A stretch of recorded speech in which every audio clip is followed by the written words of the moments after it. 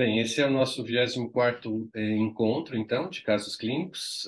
Esse caso clínico de enxaqueca crônica associada ao climatério, é de uma paciente com 50 anos, 67 quilos, 1,58 m, O do sangue O positivo.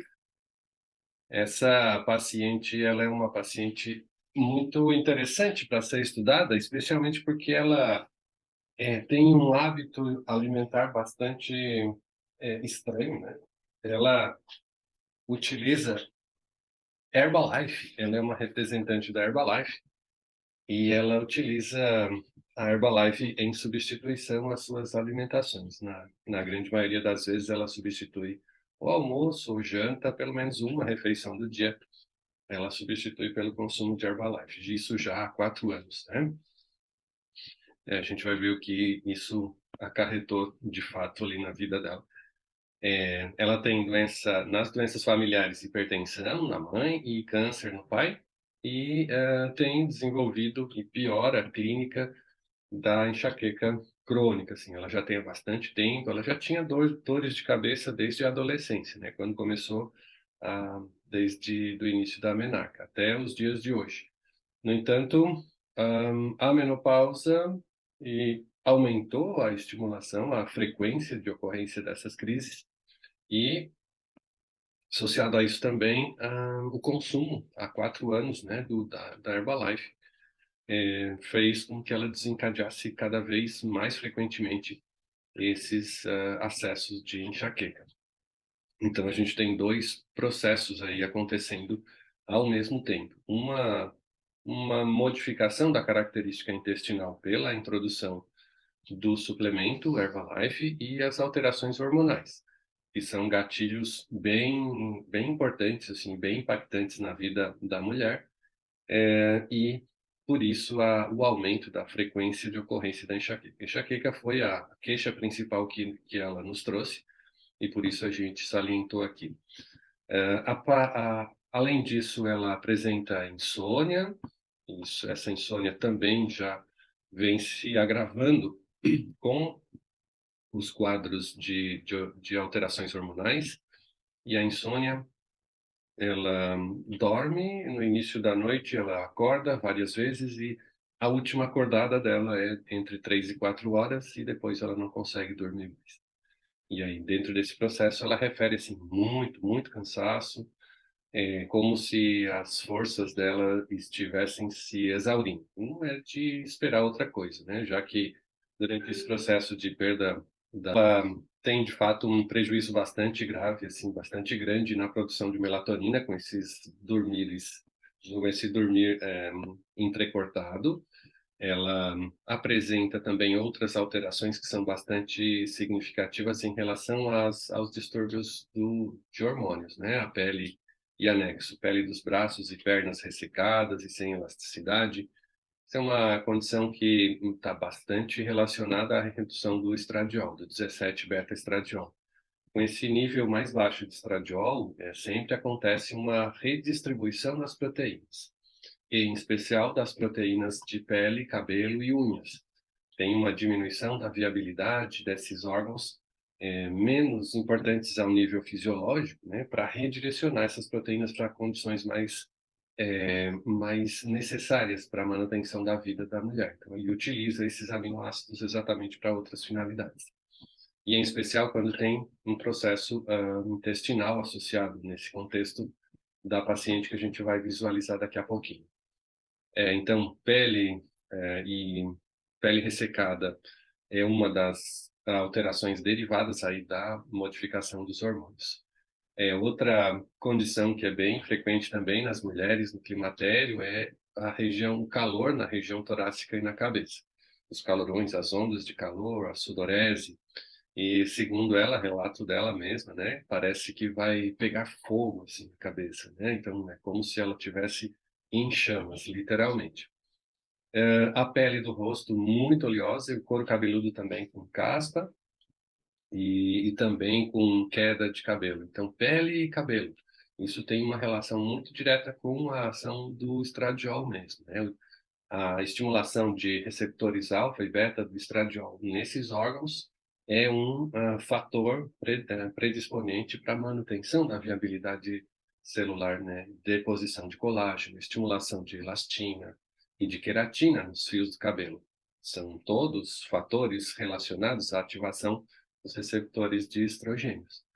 Como a gente tem uma redução do nível de estradiol, todo esse efeito acaba sendo suprimido e tem um prejuízo funcional bem visível. É muito característico do climatério, esses efeitos, pele, cabelo e unhas.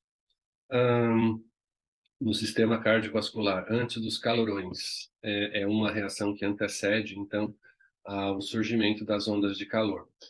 O coração fica acelerado e com agitação, então, veja, para que haja um aumento das ondas de calor, só para a gente poder entender, ela tem uma relação muito direta com os níveis aumentados de FSH e LH.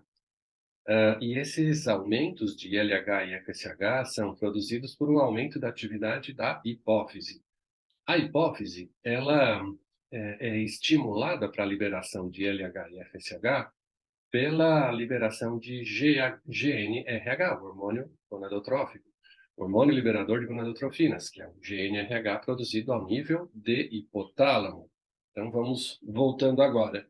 Quando a gente tem um prejuízo na produção de estradiol, o estradiol que faz um feedback negativo sobre o hipotálamo, ele tem, então, a capacidade, quando estimula os receptores, de reduzir a ativação do hipotálamo, com isso diminuir o GNRH,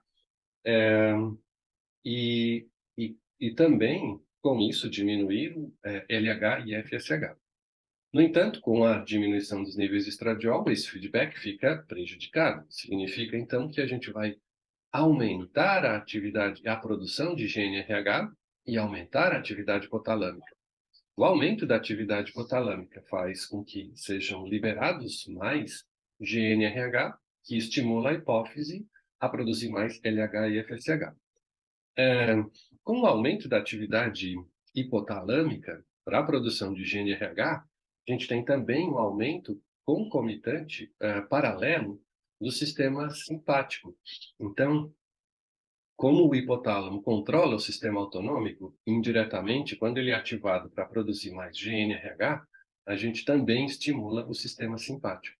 E ao estimular o sistema simpático, libera noradrenalina no coração. O aumento da liberação de noradrenalina no coração faz aumentar a força e a frequência cardíaca. Então, dispara ainda mais esses mecanismos. Então, é muito claro aqui também, quando a gente conhece o eixo e as regulações, que as ondas de calor que são geradas pelo aumento da liberação de LH e FSH, eles são precedidos da própria ativação simpática, que é muito mais rápida em termos de comunicação neuronal. Hipotálamo ativa, modula a ação do sistema simpático, libera noradrenalina, força e frequência cardíaca. Aqui, literalmente, o coração acelera, um descompasso, e sente, então, uma agitação persistente, que é também ao nível de hipotálamo, né? E que parece que o coração vai explodir. São palavras da própria paciente. E isso, depois, claro, das ondas de calor já diminuírem, tem uma situação transitória de recrudescimento da atividade hipotalâmica, e aí, claro, volta tudo ao normal. Além disso, quando existe esse mecanismo de ativação hipotalâmica produzido pela diminuição do feedback negativo do estradiol sobre os núcleos hipotalâmicos, esse aumento da atividade hipotalâmica faz uma depressão da neurotransmissão excitatória. Por quê? Porque a gente vai estar estimulando persistentemente o hipotálamo para ver se restabelece a função de controle do eixo hipotálamo, hipófise e gônadas, nesse caso os ovários, e essa estimulação persistente do hipotálamo para restabelecer o padrão de síntese de estradiol acaba levando a uma depressão dos neurotransmissores excitatórios. E aí, o que aparece na paciente? Desânimo, tristeza, sensação de cansaço, como se estivesse em depressão. Na verdade, é um quadro de diminuição da liberação de noradrenalina e serotonina, e também de dopamina, já que a dopamina controla a atividade do sistema simpático. Então, é como se o hipotálamo gastasse todo o estoque de dopamina. Veja, para ele fazer mais dopamina, ele precisa direcionar o consumo de tirosina, convertendo a tirosina em dopa, a dopa em dopamina, e aí a dopamina sendo liberada para o sistema, para a manutenção da estimulação do sistema simpático. Como a gente tem uma limitação nos neurônios para a produção de dopamina, sabendo que a rota de síntese da próxima etapa da reação bioquímica da dopamina é a conversão para noradrenalina. Então, de fato, só vai até dopamina, porque a dopamina está sendo usada com muito mais intensidade nessa rota bioquímica. Então, a noradrenalina fica com concentrações mais baixas. O mesmo acontece com os níveis ali de serotonina, porque a serotonina depende de triptofano. O triptofano vai ser absorvido para o processo de síntese bioquímica da serotonina ao nível do sistema límbico. Só que aqui o sistema de comunicação para a ativação hipotalâmica acaba levando esse processo de fadiga hipotalâmica. É um termo bem recente, né, que a gente tem empregado na medicina integrativa, que é o termo fadiga hipotalâmica. É como se a gente esgotasse a nossa fonte de comando central para esses controles periféricos, para essas modulações periféricas, tanto ao nível do sistema autonômico quanto ao nível do sistema endócrino, por um aumento da atividade hipotalâmica central, especialmente nos núcleos hipotalâmicos. Então, alterações cardiovasculares, coração acelerado, descompassado, é um aumento da atividade de liberação de noradrenalina pelo sistema simpático, que é modulada basicamente pela atividade hipotalâmica central. Está acompanhando o raciocínio? Tudo certo? Beleza. É Me rápido? perdi um pouco, professor. Vamos lá, a gente pode repetir até sair sangue, não tem problema. Ó, eu fui bem até na parte que você falou que aumenta o simpático, então aumenta a atividade hipotalâmica, aumenta o simpático, aumenta a noradrenalina. Aí Tá. depois eu não entendi por que que essa noradrenalina diminui. É isso aí que eu me perdi um pouco, nesse Ah, tá. raciocínio. Legal, vamos ver. Então, a gente está falando de duas coisas. A noradrenalina central, que controla foco, vigília e atenção. Neurotransmissão excitatória, que faz essa modulação lá nos sistemas cognitivos, nos sistemas de córtex pré-frontal. Todas essas liberações são centrais. Uma segunda coisa que nós falamos foi a noradrenalina liberada do sistema simpático, sistema autonômico simpático. Então, o que vai acontecer é a ativação do hipotálamo para ativar o sistema simpático, e o sistema simpático e liberar noradrenalina no coração, pulmão, músculos e perifericamente. Essa liberação simpática, ela depende basicamente da liberação de dopamina do hipotálamo para o sistema de controle da atividade do sistema autonômico. Dopamina, se tu lembrares da síntese de noradrenalina, entra a tirosina, vira dopa, dopamina e depois noradrenalina. Essa sequência bioquímica. Se eu estou usando muita dopamina para estimular o sistema límbico, o sistema autonômico, a reação de síntese de noradrenalina fica prejudicada ao nível do sistema nervoso central, né? Então ela só vai até a dopamina, porque a gente usa a dopamina, então ela não segue viagem fazendo noradrenalina. Isso deprime porque diminui a liberação excitatória da noradrenalina no nível do sistema nervoso central. Beleza? Jóia. Então, perifericamente tem essas ondas de calor associada à palpitação, aumento da É frequência. num passo sequencial, né, Nivaldo? Exatamente. É uma sequência como se esgotasse, né? Isso. Como o caminho bioquímico é o mesmo e eu uso o intermediário, não acaba não produzindo noradrenalina em concentrações suficientes para manter foco, atenção, vigília.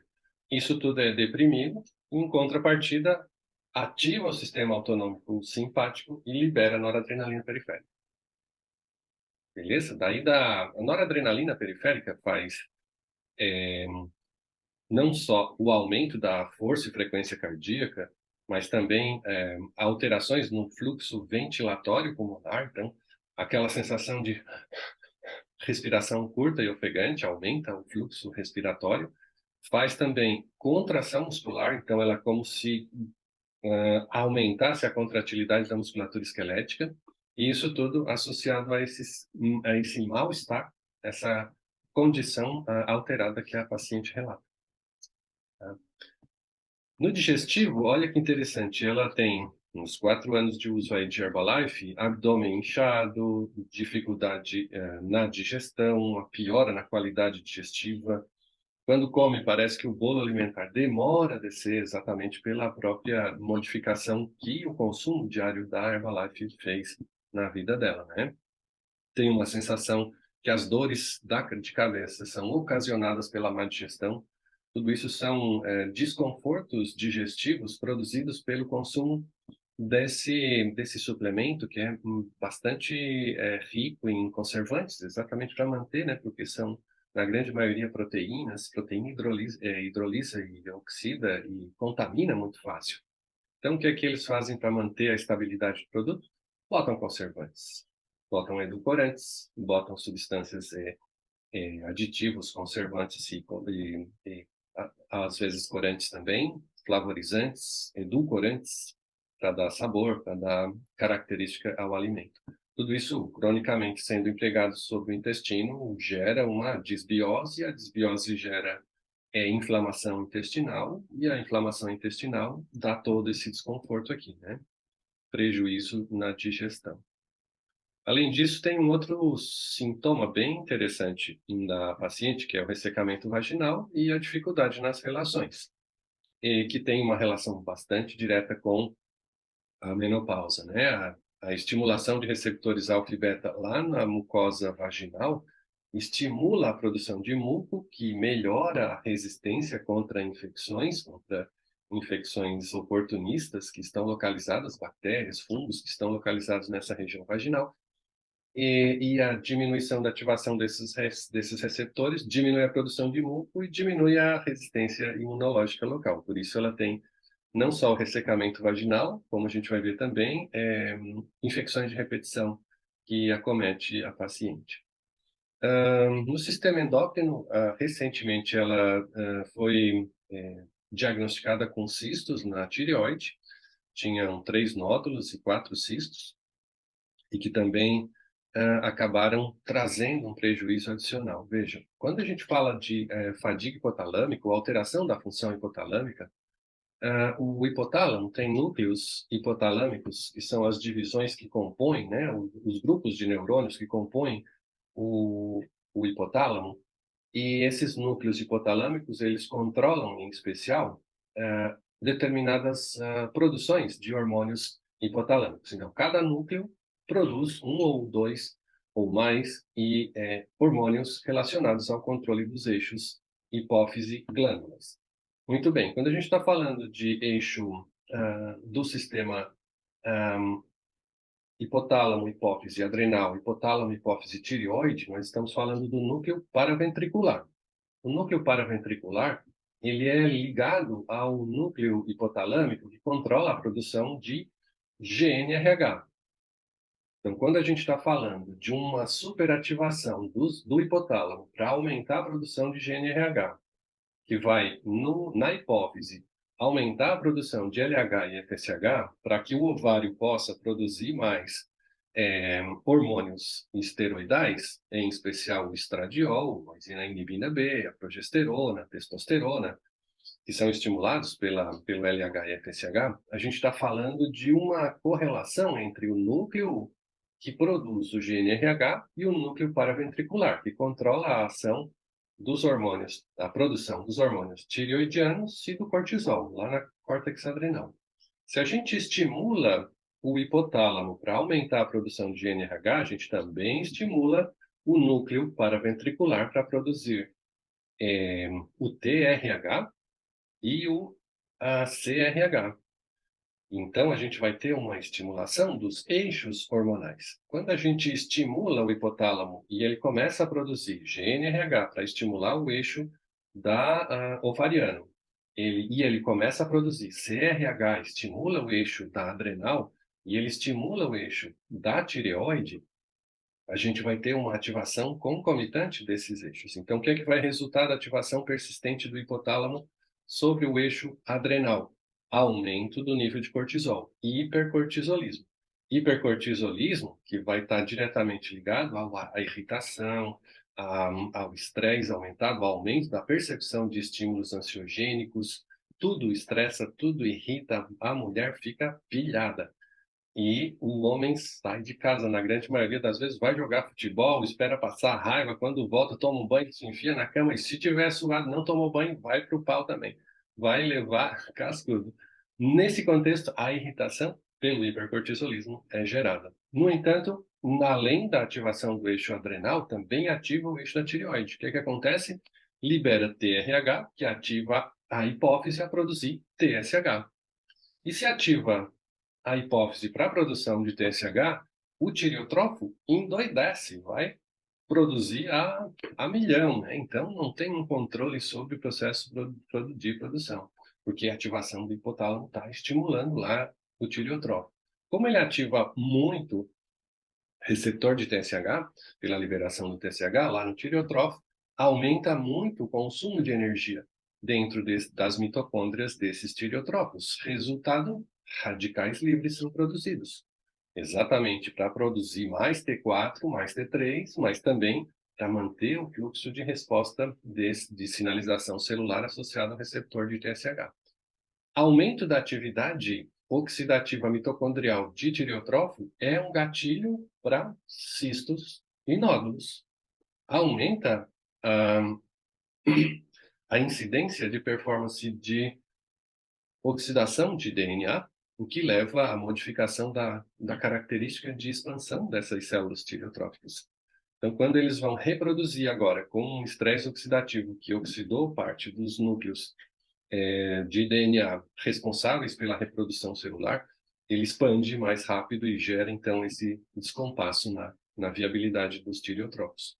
Resultado, nódulos e cistos da tireoide. E isso pode evoluir se tivermos um estado de hiperpermeabilidade intestinal, que, por um processo de desbiose lá no intestino, permite o acesso de partes de bactérias, como LPS, através dessa parede intestinal, e se, nesse tecido tireotrófico, o LPS se aderir a essas células tireotróficas, vai gerar uma sensibilidade imunológica nesse contexto. Então, além da expansão pelos cistos, a gente vai ter uma resposta autoimune.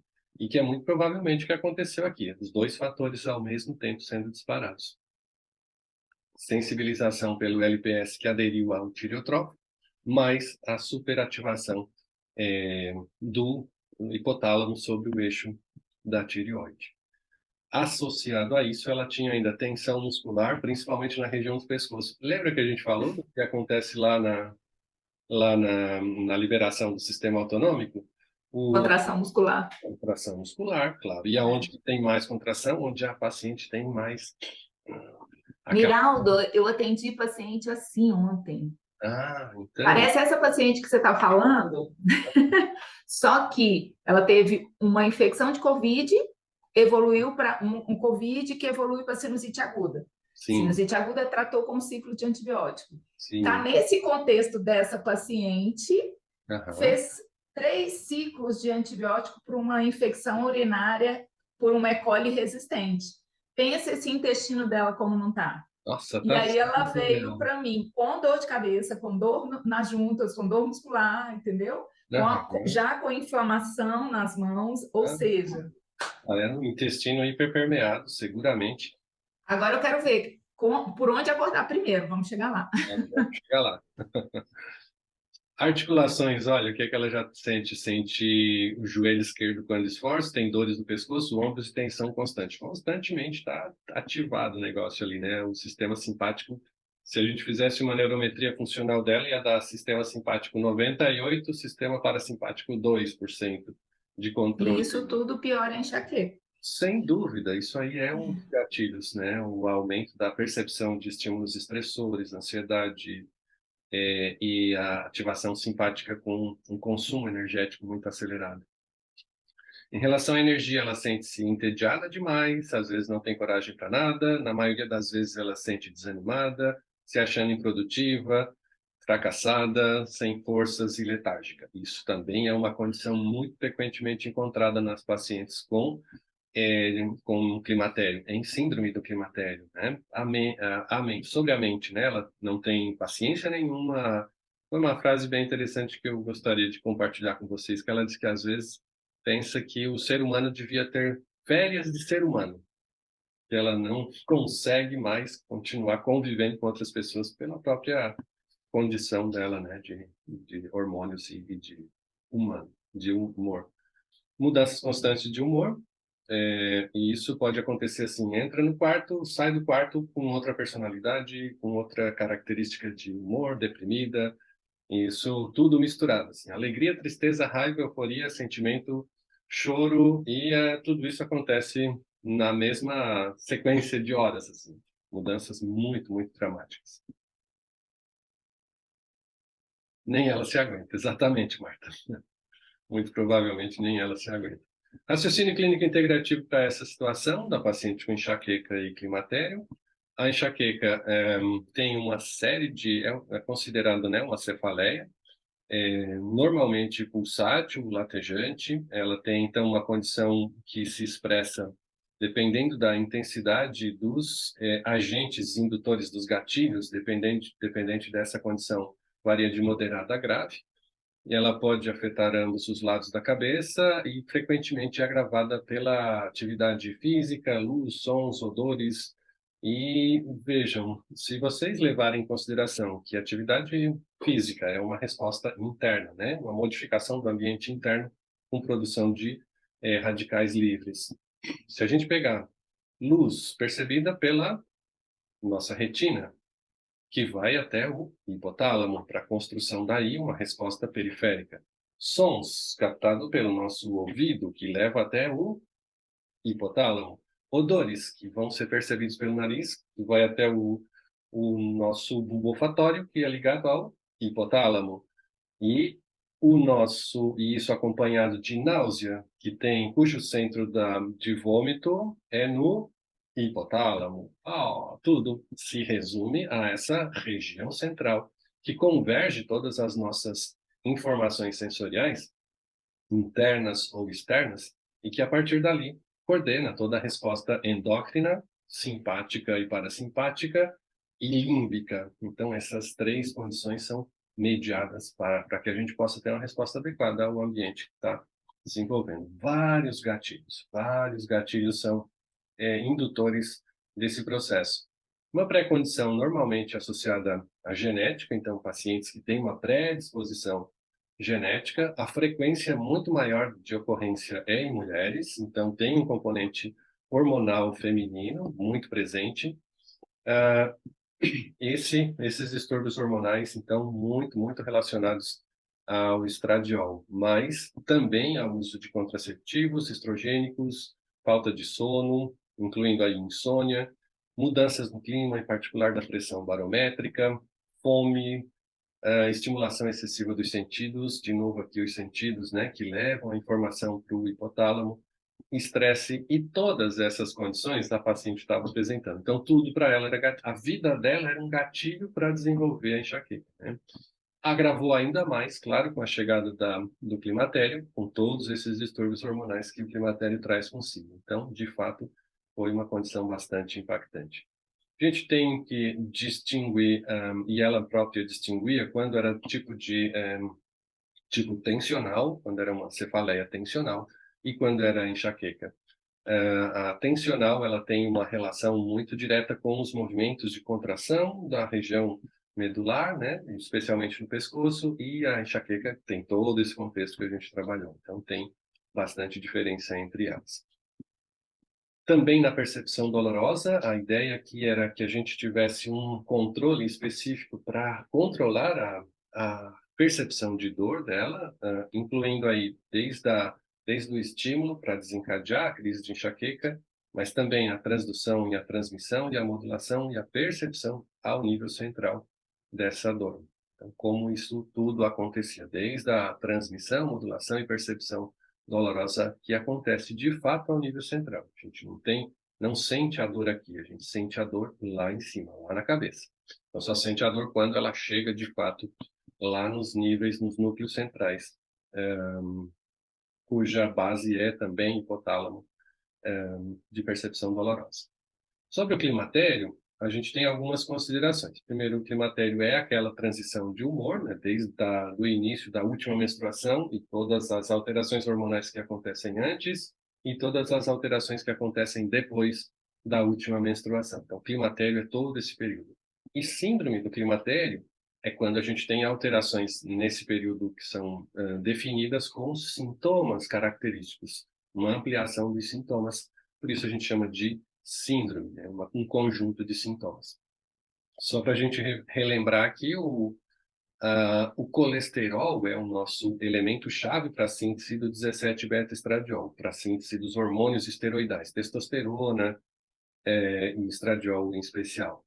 Então, quando nós temos uma diminuição da atividade ovariana na produção do 17-beta-estradiol, qual é a resposta fisiológica? Qual é a resposta fisiológica que o organismo vai produzir? Aumento do nível de colesterol para aumentar o nível, claro, de substrato para a síntese esteroidal. Nesse contexto, é muito frequente que a gente encontre nas mulheres no climatério um aumento do nível de colesterol fisiológico, porque se ele não for consumido pela dieta, e o fígado vai dar um jeito de produzir o próprio colesterol. Então, é bastante frequente a ocorrência de hipercolesterolemia associada à síndrome do climatério. Só para a gente reforçar também, o colesterol ele é captado pelas células da teca sob estímulo dos receptores de LH, que são secretados lá pela hipófise. Então, quando nós estamos falando de ativação do LH, dos receptores de LH, eles são relacionados à via do AMP cíclico.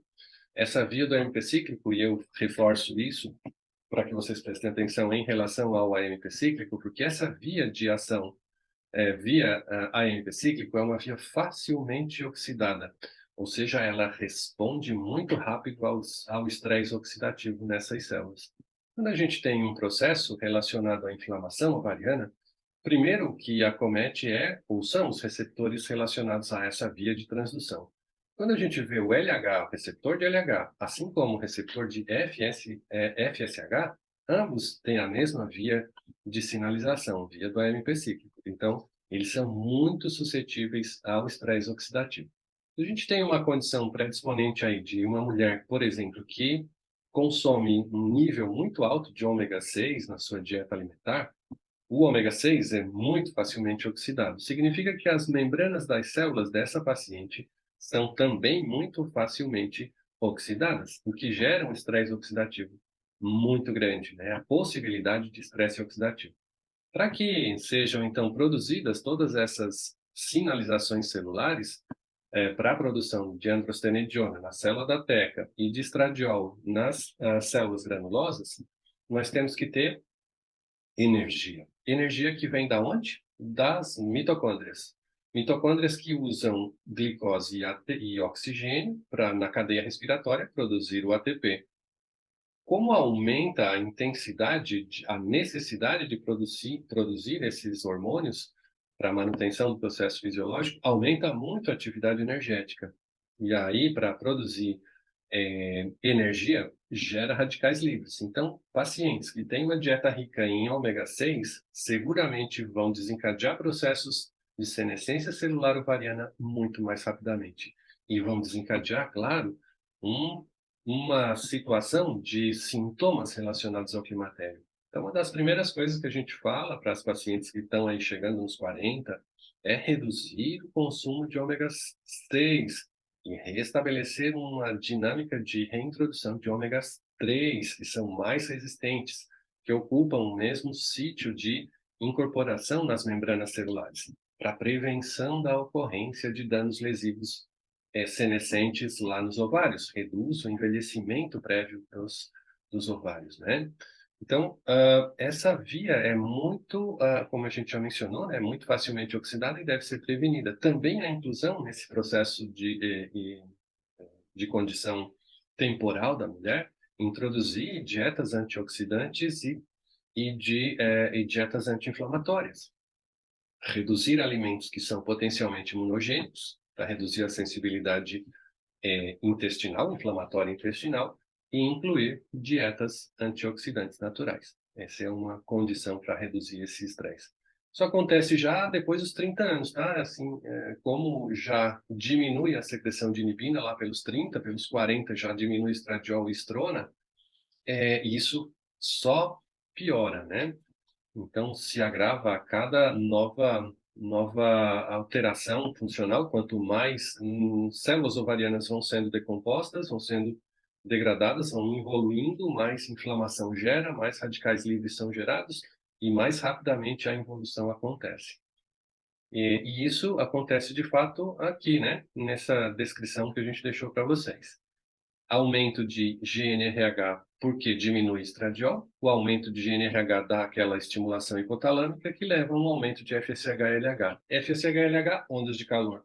Ondas de calor associadas ao aumento da atividade hipotalâmica significa que a gente vai ter ativação também do sistema simpático. Sistema simpático que vai aumentar a força e frequência cardíaca, alterar a respiração, aumentar a contração muscular, gerar um gasto energético periférico gigante, né, para manter esse processo funcional.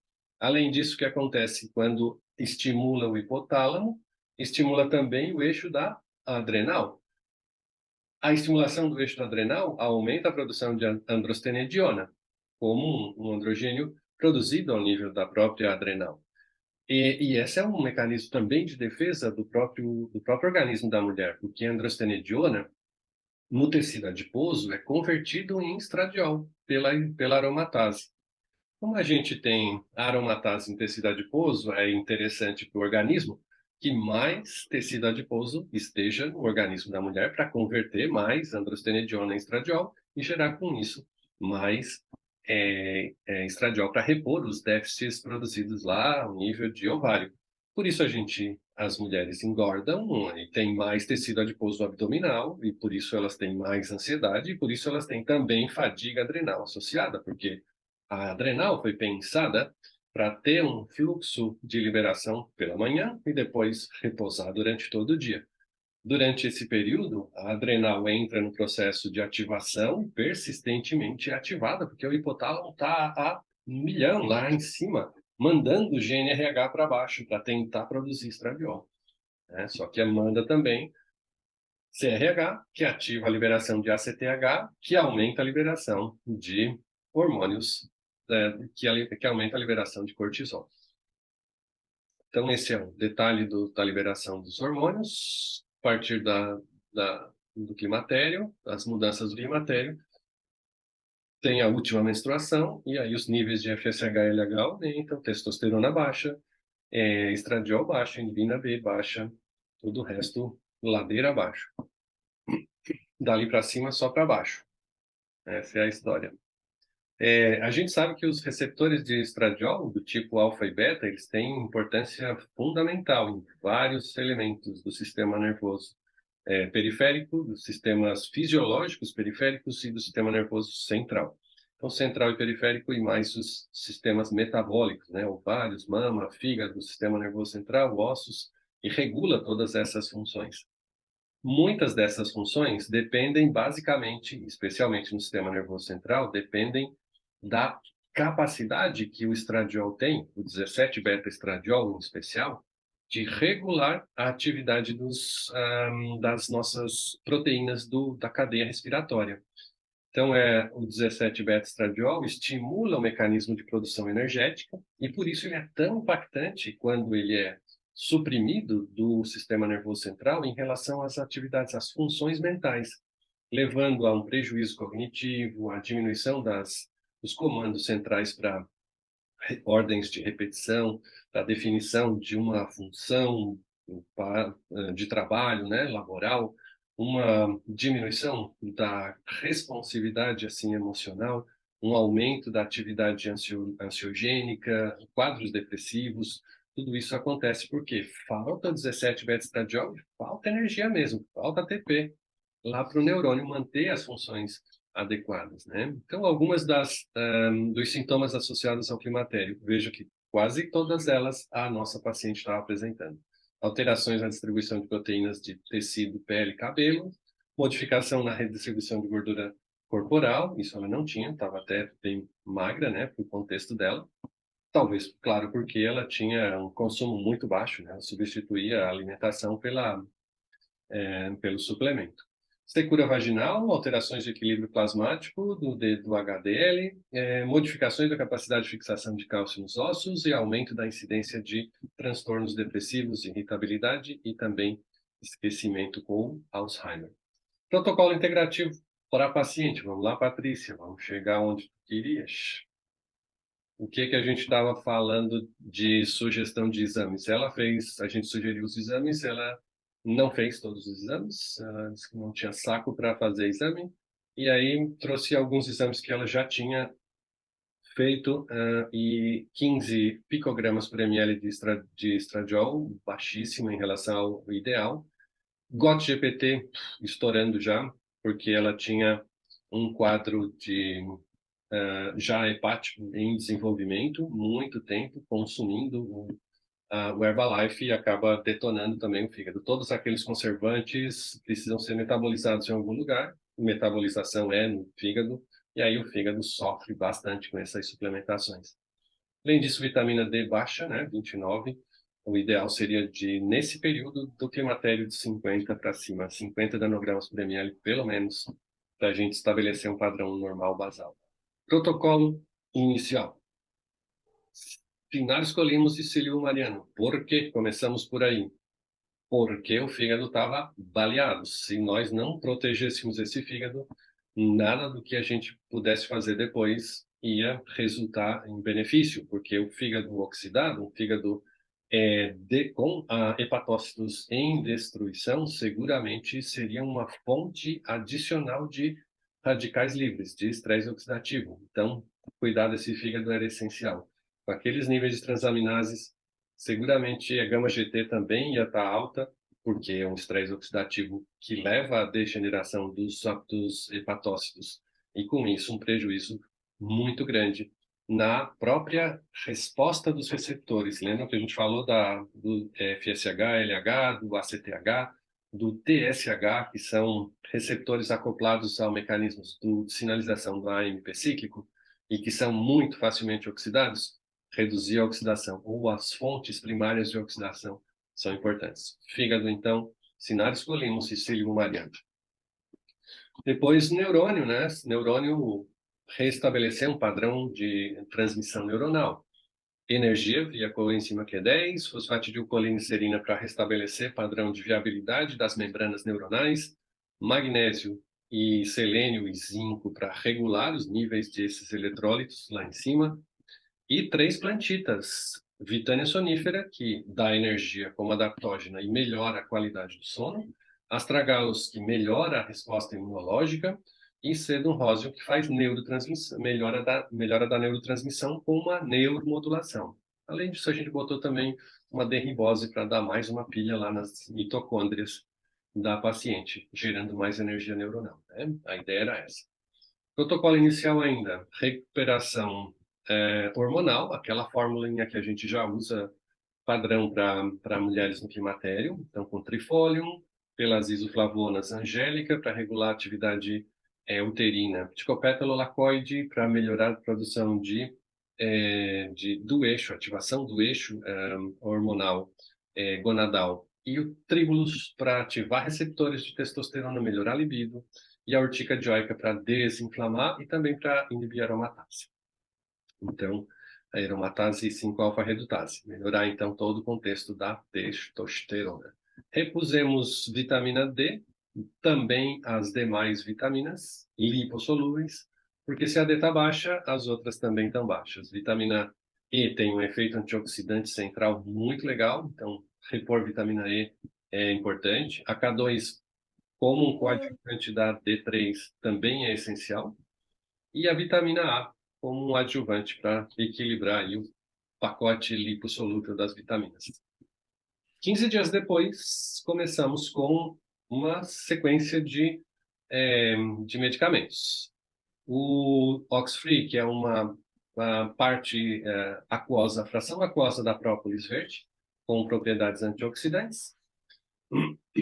E manter, então, um efeito antioxidante é importante nesse processo, né? A gente já viu que o estresse oxidativo acaba gerando mais dano, menos resposta hormonal ainda.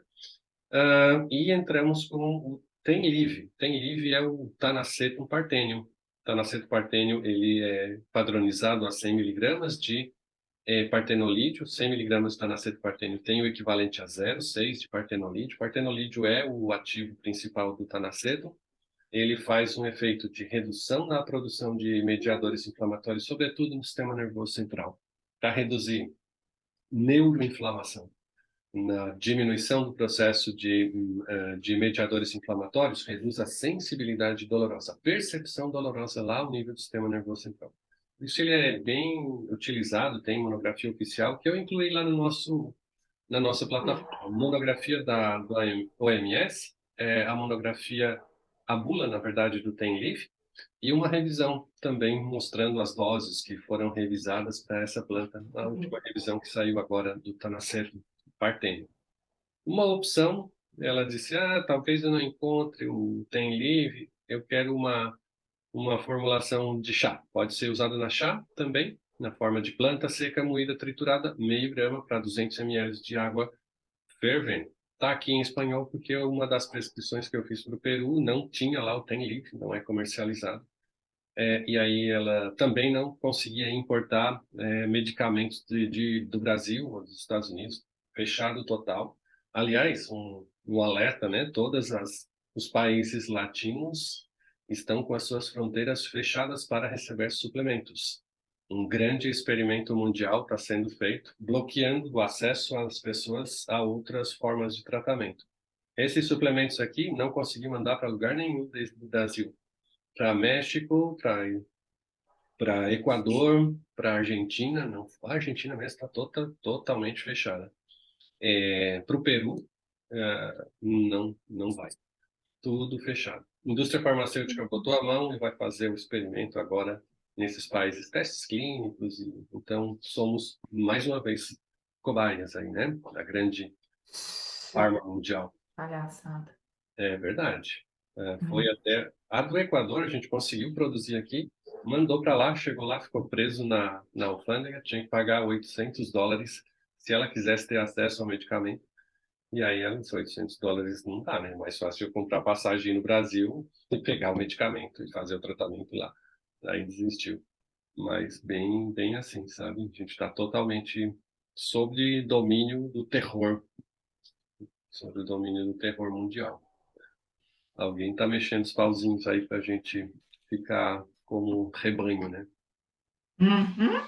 Cada vez mais. Cada vez mais. Protocolo inicial depois dos 15 dias depois, tá? A gente fez 15 dias depois, entrou com o regulador de estímulos estressores, 5-HTP e GABA. Esses dois modulam a produção de serotonina e melatonina, e GABA para reduzir a percepção de estímulos dolorosos. Então, Tenlive com essa formulinha do GABA, Patrícia, funciona super bem para reduzir a intensidade dos estímulos dolorosos e a frequência de estimulação. Daí, claro, associa com a retirada lá dos estressores, né, dos gatilhos para a ocorrência da enxaqueca. Mas só essas duas formulinhas já dá um alívio bastante importante no paciente. Uma dúvida, você entra 15 dias depois, assim, você faz primeiro aquela primeira prescrição de 30 dias, depois, ou seja, no segundo mês, entra com o Oxifree, o Tenlive, e também essa fórmula para dormir? Aqui é assim, então, vamos lá. Protocolo inicial, essas duas fórmulas, essas quatro fórmulas, 15 dias depois que iniciou essa. Então, a gente tem 15 dias de tratamento inicial e já entra com essa segunda. Tá, ainda no primeiro mês. Isso, tá. no primeiro mês. E aí entra 15 dias depois com essas fórmulas adicionais. Inclusive aqui essa de regular os estímulos estressores e o chá complementar com 1000 folhas para dar uma turbinada ainda mais no sistema digestivo, e também um sistema de ativação dos receptores estrogênicos. A Quilea millefolium tem essa característica. Associada aí a Ilex paraguariensis, que tem um efeito diurético e de eliminação de toxinas, faz um efeito depurativo, né? E elimina as toxinas. Então é bem interessante esse chazinho também, é sensacional. Já ajuda. E aí pode entrar junto, né? Junto, tudo também. Junto. Isso, tá. Tudo junto. Então, se entrar com o chá, com a Fórmula 7 e com o Tenlive, sensacional. Satisfação garantida ao seu dinheiro de volta. Agora, uma dúvida, esse caso que eu comentei, que essa paciente, provavelmente a flora intestinal dela foi embora com 4 ciclos sequenciais de antibiótico, o que eu faço nesse meio do caminho aí? Primeiro, eu tenho que ajeitar essa flora intestinal, né? Sem dúvida, sem dúvida. Faz aquele protocolo 0, Patrícia. Sim. Relaxante e limpa todas as toxinas que estão lá grudadas. Depois desoxida e desinflama. Depois repõe o muco e depois reintroduz a microflora intestinal. Dá para fazer o probiótico. Isso, um probiótico. Dá para fazer tudo isso em 30 dias e depois volta com o tratamento normal. Que daí vai estar desinflamado, reduzido a hiperpermeabilidade, com o muco já adequado, e aí manda bala no tratamento via oral. Eu não sei se ela vai topar financeiramente, mas eu estou disposta a tentar, porque financeiramente fica caro. É o que os pacientes mais queixam, assim, aqui em Brasília, então, para você formular umas medicações dessa, é R$ 1.000 na certa, uma receita, nem é tudo, né?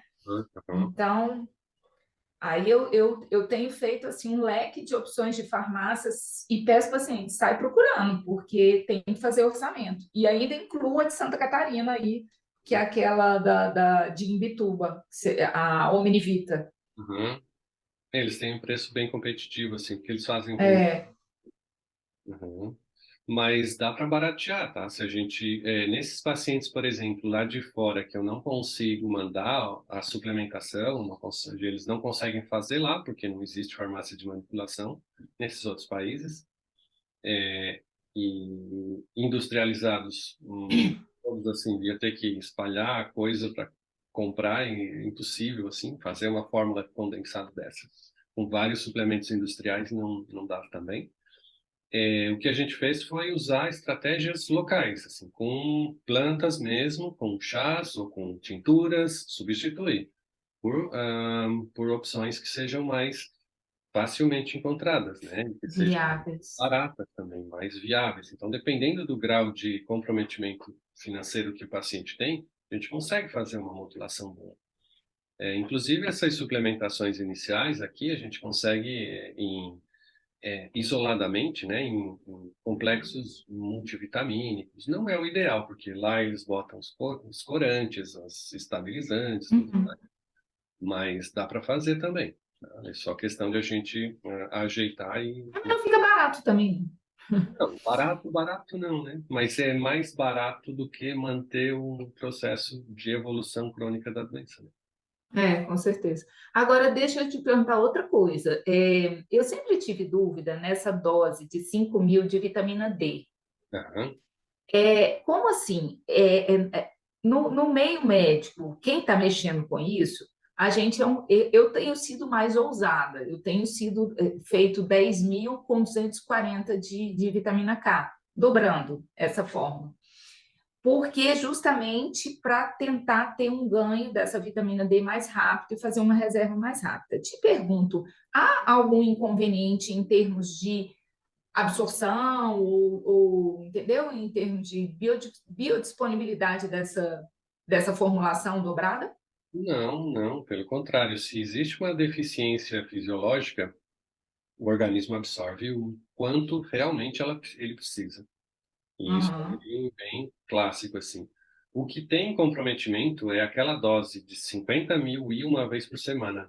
Você vem aquela? Não faço mais, e eu não deixo mais, os meus pacientes não compram mais de indústria farmacêutica. Eu não deixo comprar. É como se alguém disse, acho que a doutora Selma, é como se almoçasse uma vez só na semana, comesse bastante, né? Uma vez na semana. Não adianta, porque no outro dia tu tá com fome, no outro dia tu tá com fome, no outro dia tu tá com fome. E na maioria das vezes é comprimido, Miral. Entendi.